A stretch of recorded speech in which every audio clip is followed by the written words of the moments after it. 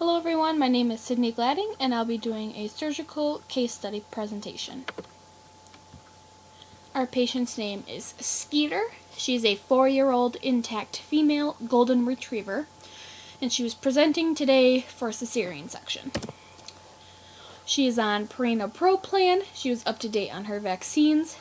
She is not currently on any medications and she has no previous medication or vaccine reactions. Skeeter had presented on April 9th for black discharge coming from her vulva. She was suspected to be on day 58 of her pregnancy. An ultrasound was done and showed 8 live puppies. Skeeter was sent home with activity restrictions and a recheck ultrasound the following day. Ultrasound on April 10th had showed the puppies were still alive and doing good, and a cesarean section was scheduled for the following day, which would be day 60 for Skeeter. Her physical exam, she was bright, alert, and responsive. She had a body condition score of 6 out of 9. Everything was normal and good. The owner had reported that she was urinating normally.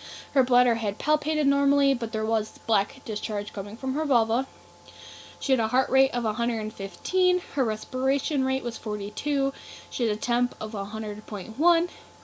And her weight was 89.4 pounds. So what is a C-section? A C-section is needed anytime a patient is in dystocia. The only prevention for a C-section is to not breed your pet.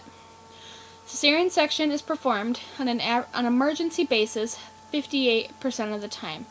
Elective C-sections may be requested for a variety of reasons, including previous dystocia, a breed that may be at risk for dystocia, so English bulldogs, French bulldogs, the value of the dam and litter, and convenience.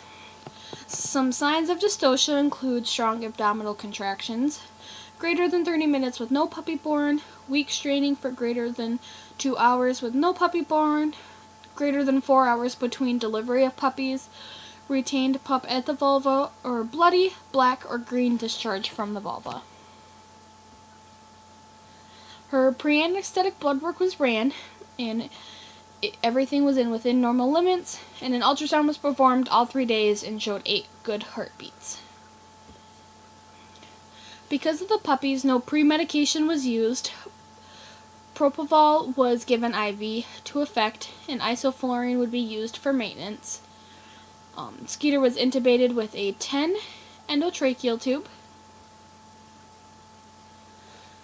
To prep the surgery, the patient was surgically clipped and prepped using a chlorhexidine scrub and alcohol.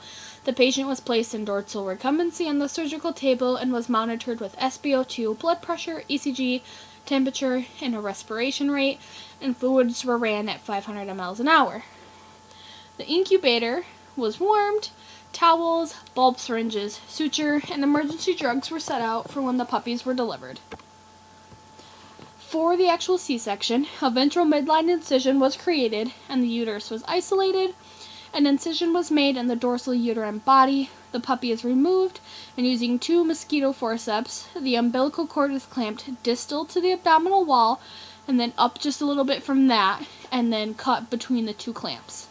9 puppies total were delivered, which included 4 females, 4 males, and 1 mummified puppy.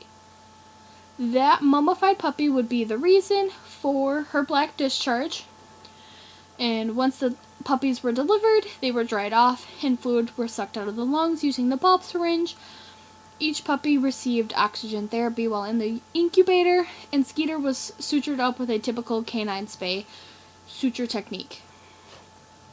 So when Skeeter woke up, she did not have enough milk at the time to feed her puppies, so her puppies were tube-fed formula. The patient was sent home with vetprofen and tramadol for pain control and clavicillin for an antibiotic. Skeeter was also sent home with Clavamox drops for the puppies, per the owner's request, and due to the amount of fluid removed from the puppy's lungs because she was a couple days early for her C-section. And written discharge instructions were sent home with the owner, which included exercise intolerance, activity restrictions, incision care, diet restrictions, and medication sent home. It also included signs to look out for and how to care for the puppies for the next couple of weeks.